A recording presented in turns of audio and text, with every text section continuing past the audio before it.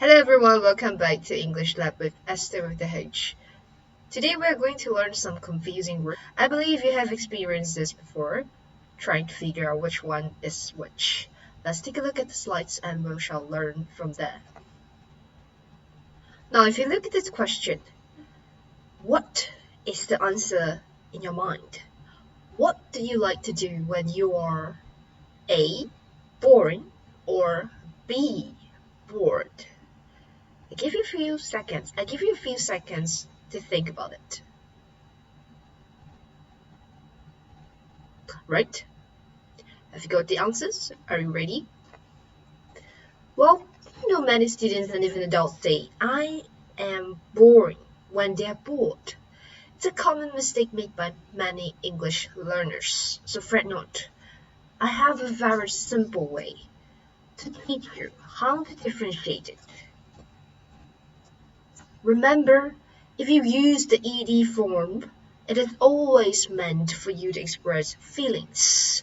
But if you use the ing form, it is for you to describe about people, things, places, and etc. Let's take a look at some examples. On your left, I've prepared list of words ending with ed to express feelings, while on the right you can see it's ing form describing people, things, and so on and so forth. So first example here, I am bored when alone at home. To say that you're bored, to express your feelings. But if you say I'm boring, maybe your audience or the one listening to you might think that, oh, wow, you're boring. Well, I think I better don't make friends with you because you're such a boring person. So don't say that unless you're truly a boring person. Okay.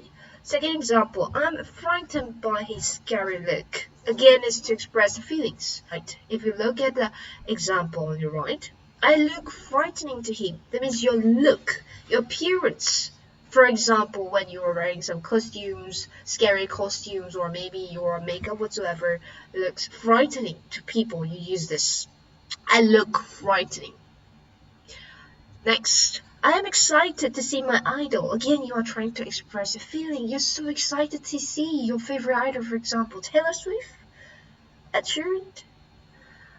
And here, if you want to say that it is something that's exciting, this event, you say it is exciting to see Taylor Swift, to see Jay Chou, whoever is coming. Now let's move on to the next example. I am interested in reading this book. Again, you are talking about your feelings. But if you want to describe the book, you say this book is quite interesting. And the last example here, I am amazed by his work. Again, you are trying to express a feeling. Alright, because of his work, you are amazed. But if you want to describe his work, you just say his work is amazing. So just remember, if you want to talk about feelings, emotions, use the ed form. But if you want to describe about people, things, and so on and so forth, please use the ing form.